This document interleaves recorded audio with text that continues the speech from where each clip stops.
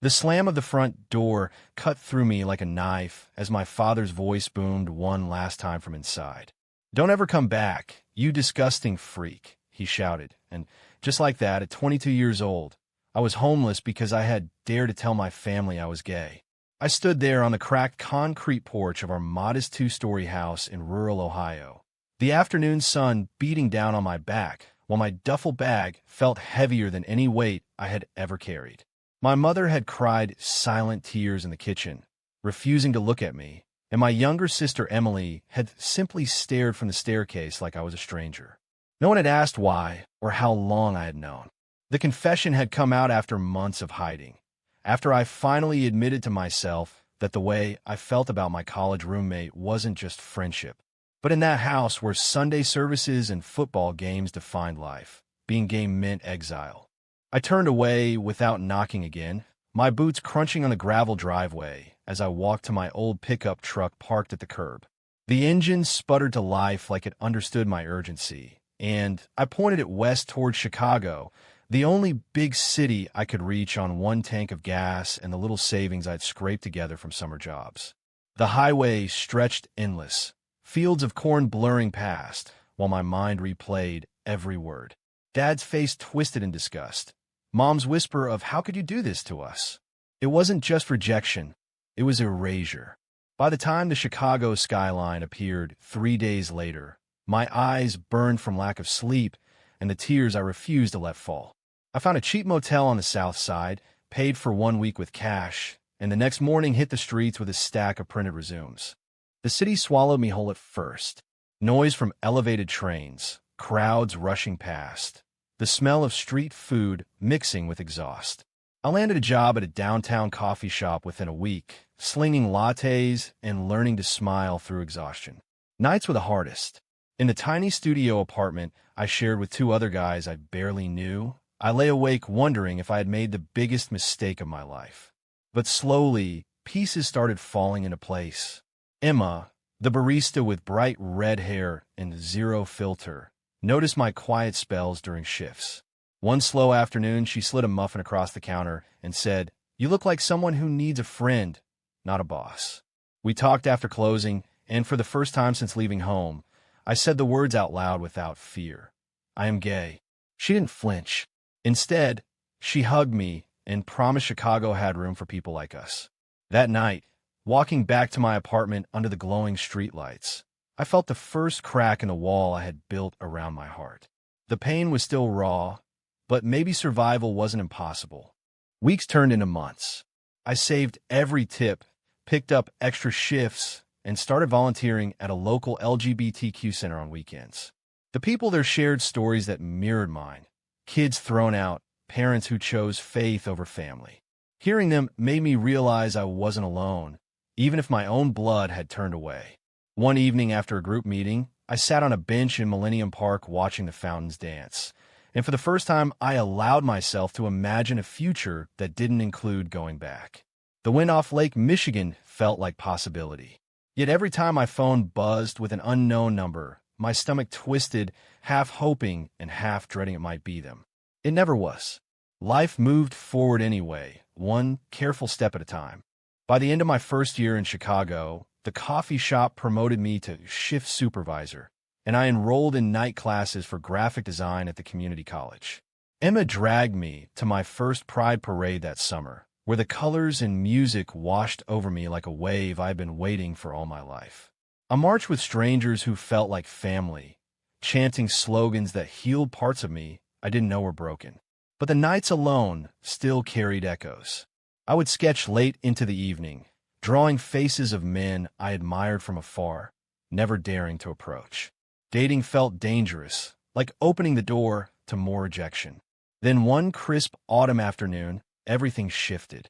I was covering a shift at a pop-up art fair near the river when Jordan Reed walked up to my booth. Tall, with kind eyes and a laugh that cut through the crowd noise, he was there promoting his marketing firm. We started talking about design trends, and before I knew it, hours had passed. He asked for my number casually, no pressure, and when he texted the next day, suggesting coffee, I said yes. Our first date was simple, walking along the lakefront, sharing stories. He told me about growing up in a supportive family in California, coming out at 16 with parents who marched beside him. I told him about Ohio, the slammed door, the silence that followed. He listened without pity, just steady presence. "You built this life yourself," he said quietly. "That's strength, not weakness." We fell into a rhythm after that. Weekends, exploring neighborhoods, late nights talking about dreams. Jordan worked long hours building campaigns for tech startups, but he always made time. Through him, I met more friends, a chosen circle that celebrated birthdays and listened to my fears. Emma became like a sister, teasing us both over group dinners. Yet inside, doubts lingered. When Jordan first said he loved me, I froze, waiting for the catch, the moment he would see the broken parts and walk away like my parents had. He didn't. Instead, he held me through the panic, reminding me that love wasn't something I had to earn by hiding. Career-wise, things accelerated too. A freelance gig from Jordan's company led to a full-time junior designer position at a mid-sized agency. My portfolio grew, my confidence followed. Still, the old wound throbbed quietly.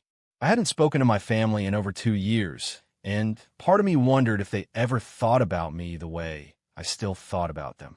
3 years into my new life, the agency promoted me to senior designer after I led a campaign that went viral for a local nonprofit. The paycheck allowed me to move into a one-bedroom in Wicker Park, a place with big windows and enough space for Jordan to leave a toothbrush. We celebrated with takeout on the floor, laughing until midnight. He proposed 6 months later during a quiet hike in the Indiana dunes, the sun setting over the water as he dropped to one knee with a simple silver band. "You show me what real courage looks like," he said. "Marry me, Ryan." I said yes, through tears, the kind that came from joy instead of pain for once. The wedding was small, just close friends and colleagues in a park pavilion. Emma walked me down the aisle, cracking jokes to keep me steady. For the first time, I felt whole. Work kept expanding. I took on bigger clients, traveled for conferences, and started mentoring younger designers at the LGBTQ Center. Life with Jordan was steady, filled with Sunday brunches and arguments over whose turn it was to do laundry. Yet the past refused to stay buried. Holidays were the hardest. While Jordan's family sent gifts and called with warm voices, my phone stayed silent. I would catch myself staring at old photos on my laptop late at night, wondering if my sister had graduated college, if Dad's back still bothered him after long days at the factory. Jordan would find me and pull me close without questions, but the guilt mixed with anger created a quiet storm. Therapy helped unpack it, sessions where I learned that their rejection said more about their fears than my worth. Still, the internal battle raged. Part of me wanted to prove I was fine without them. The other ached for closure I knew might never come. Success brought new pressures too.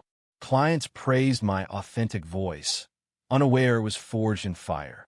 I channeled into pro bono work for LGBTQ youth shelters, designing campaigns that raised real funds. Jordan supported every late night, proud in a way that healed old scars. Our 5th anniversary fell on a rainy Chicago evening. We cooked pasta together, danced in the kitchen to old songs, and I realized this was the family I had chosen, the one that stayed. Yet, deep down, a small voice whispered that the story wasn't finished. The universe, it seemed, agreed. The call came on a Tuesday morning while I was reviewing storyboards at my desk. The number showed Ohio area code, and my heart stuttered before I answered. "Ryan? It's Emily." My sister's voice cracked after 12 years of silence. She sounded older, tired. "Mom and Dad, they're in trouble. Dad's heart is failing. The medical bills are crushing us, and the house is underwater. We need help. Please." I sat frozen while she explained the bankruptcy looming, the factory closure that left Dad without income. They had seen my name in a national magazine feature on rising designers and tracked me down. "We're sorry," she added softly, "for everything. Can we come see you?" I hung up numb, staring at the city skyline from my office window. Jordan found me there later, and when I told him, he held me tight. "You don't owe them anything," he said, but his eyes showed he knew the decision wasn't simple. 2 weeks later, they arrived, Mom, Dad, and Emily, standing awkwardly in our living room with suitcases and forced smiles. Dad looked smaller, his shoulders hunched from illness. Mom's eyes filled with tears the moment she saw me. "You look good, son," Dad muttered, the first words in over a decade. We sat in tense silence at first. Apologies spilled out in fragments. Mom admitting they were scared and wrong. Emily confessing she had been too young to fight back. Dad mumbling about pride and regret. I listened, chest tight, the boy inside me wanting to believe every word. Dinner that night was careful conversation about my career, their struggles. Jordan stayed by my side, a quiet anchor. The next days blurred with tentative steps. We visited the lake, shared old memories that didn't sting as much. Mom hugged me goodbye one evening, whispering she was proud. For a moment, it felt like healing. But cracks appeared. Dad avoided eye contact when talk turned to money, and Emily kept glancing at her nice furniture. I pushed the suspicion down, telling myself family deserved a second chance. Jordan warned gently, "Watch the patterns, Ryan. People change, but sometimes they don't." I nodded, yet hope went out. We planned a family dinner for the weekend, and I started researching ways to help with the bills without draining our savings. The air felt lighter, like maybe the slammed door had finally reopened. The dinner started well enough. Candlelight flickered on the table as we passed plates of roasted chicken and stories from Chicago life. Then Dad cleared his throat. "Son, we didn't just come for forgiveness. The hospital wants $50,000 by next month or they stop treatment. The bank's foreclosing. We need a loan, just until things turn around." The room went still. Mom looked down at her plate while Emily nodded too quickly. I set my fork down slowly, the food turning to ash in my mouth. "Alone," I repeated. Jordan's hand found mine under the table. "After everything?" Dad's face hardened slightly, the old defensiveness creeping back. "We're family. Blood. You made it big out here while we suffered. Doesn't that count for something?" Anger surged hot and fast. Flashbacks hit. The slammed door, the words "disgusting freak," years of birthdays alone. I stood up, voice steady despite the shaking inside. "You threw me away for being who I am. I built this life with nothing. No calls, no support, just survival. Now you want my money." Tears stung my eyes as years of swallowed pain poured out. Mom cried openly, begging me to understand their fear back then. Emily tried to mediate, but the betrayal cut deep. Jordan spoke calmly, reminding them I owed nothing. That real change meant respecting boundaries. Dad pushed back, voice rising. "We said sorry. What more do you want?" The argument stretched late into the night, old wounds reopening like fresh cuts.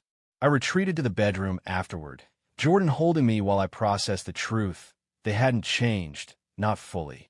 The apology was real, but the demand revealed the motive.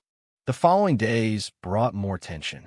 Dad's health appointments I paid for out of guilt, but every conversation circled back to the larger sum.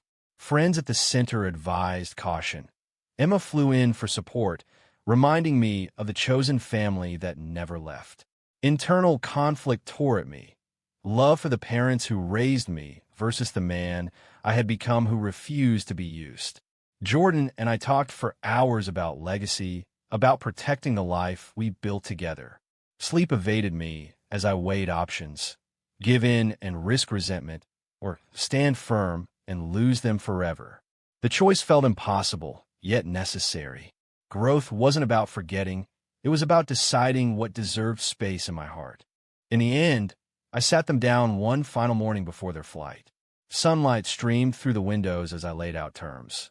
No full loan, but a smaller amount for immediate medical needs wired directly to the hospital, plus connections to financial counseling programs I had researched. "This isn't charity," I said quietly. "It's a boundary. I forgive what I can, but I won't let the past repeat. My life here, with Jordan and the people who stood by me, comes first." Dad's shoulders sagged in defeat. Mom nodded through fresh tears, and Emily hugged me tightly, whispering real gratitude. They left with promises to stay in touch on my terms, and though the air still carried unresolved ache, I felt lighter. Jordan pulled me onto the couch afterward, kissing my forehead. "You chose you," he said. That's the strongest thing I've ever seen. Months passed. Dad's treatment continued, funded partly by my contribution, but mostly by new community resources he finally accepted. Occasional calls came, awkward but honest, where we talked about small things without demands. I threw myself into new projects at work, mentoring kids at the center who reminded me of my younger self. Emma and Jordan planned a group trip to celebrate, laughter filling spaces that once held only silence. The journey had reshaped me, from the boy kicked out into the man who built empires from ruins. Love with Jordan deepened, a steady flame against old storms. Family, I learned, wasn't just blood. It was the hands that caught you when others let go. Looking back now, standing on our balcony, overlooking the glittering city lights, I wondered about the roads not taken. The pain had forged resilience I never knew I possessed, and the return of my family tested every lesson. In choosing boundaries over blind loyalty, I protected the peace I had earned. Yet the question lingers for all of us who walk similar paths. True or false? Should family who once disowned you for being gay always receive forgiveness and financial help when they return needing both?